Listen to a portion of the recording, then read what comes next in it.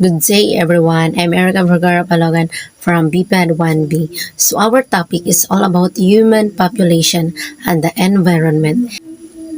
First, population growth, variation among nations. Second, population explosion, family welfare programs. And the third, environmental and human health. And the last, the human rights. So my topic is all about environmental and human health. And they have different types. They have environmental health, climate change, infectious disease, water-related disease, risk due to chemicals in food and cancer, and environment. Before we proceed to my topic, we define first what is human population and the environment. So human population in demographics, the term world population is often used to refer to the total number of humans currently living and was estimated to have exceeded 7.9 billion as of November 2021. And the environment is all the physical, chemical, and biological factors external to person and all the related behavior. So human population has seen exponential growth over the past few hundred years. On the environment takes two major forms: consumption of resources such as land, food, water, air, fossil fuels, and minerals. And they have an importance. There will be increasing population numbers and growing affluence have already resulted in rapid growth of energy production and consumption, and the environmental effects like groundwater and surface water contamination. So we proceed to my topic, which is environmental and human health. Environment related issues that affect our health have been one of the most important triggers that have led to creating and increasing awareness of the need for better environmental management. A better health status of societies will bring about a better way of life only if it is coupled with establishing population. In addition, changes in our environment induced by human activities in nearly every sphere of life have had an influence on the pattern of our health. For example, chemical population, air population, climate change, disease-causing microbes, lack of access to health care, poor infrastructure, and poor water quality. Those are the issues of our environment. And they have the importance. It will be improving type quality of environment in key areas such as air, water, and noise can prevent disease and improve human health. So let's move to the different subtopics of environmental and human health. The environmental health, as defined by WHO, comprises those aspects of human health, including quality of life, that are determined by physical, chemical, biological, social, and psychosocial factors in the environment. We all know that our environment affects health in a variety of ways.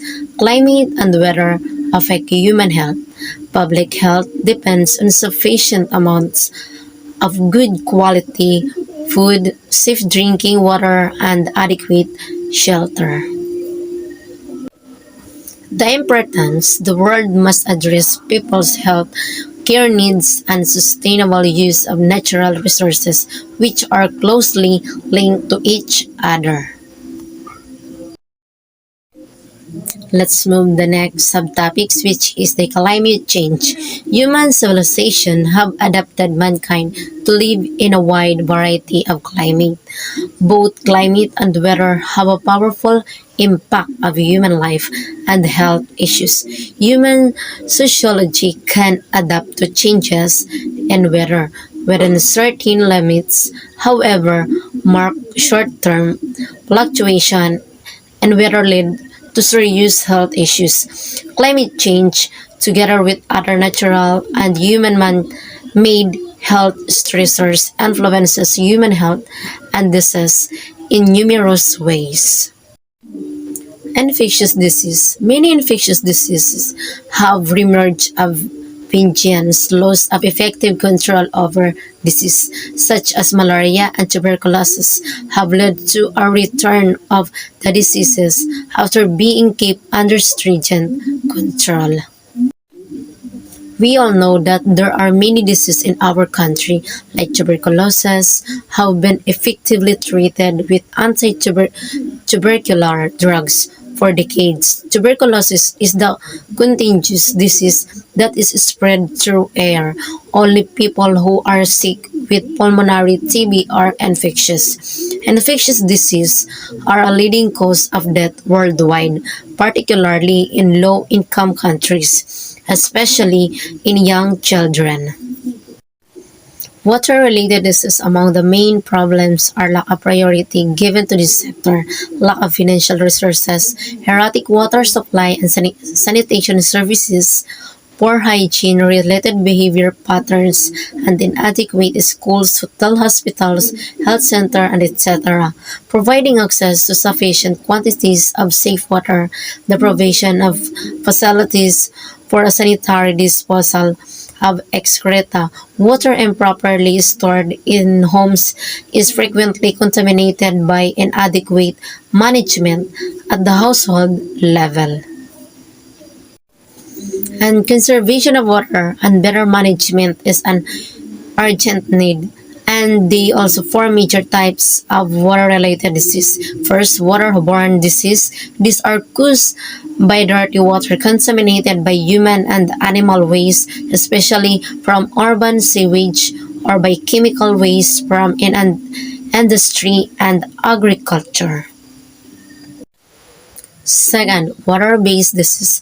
Aquatic organisms that live a part of their life cycle in water and another part as a parasite in man lead to several diseases. Third, water-related vector disease. Insects such as mosquitoes that breed in a stagnant water spread disease such as malaria and filariasis. Last, water scarcity disease. In areas where water and sanitation is poor, there is a high incidence of disease such as tuberculosis, leprosy, tetanus, and etc., which occur when hands are not adequately.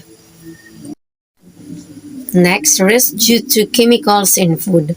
We all know that food contaminated by chemicals is a major worldwide public health concern. Food additives and contaminants using during food manufacture and processing adversely affects health.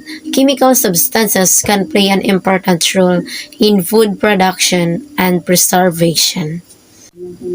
Cancer and environment. Cancer is caused by uncontrolled growth and spread of abnormal cells that may affect almost any tissues of the body. Lung, colon, rectal, and stomach cancer are among the 5 most common cancer in the world for both men and women. More than 10 million people are diagnosed with cancer in the world every year. Cancer control is based on the prevention and control of cancer by population and strengthening of comprehend national cancer control programs, building international networks and partnership for cancer control, promotion of organized evidence-based interventions for early detection of cervical and breast cancer, development of guidelines on disease and program management, advocacy rational approach to effective treatments for potentially curable tumors. The environmental factors that cause cancer are located in air, water, soil, and the food that we need to live.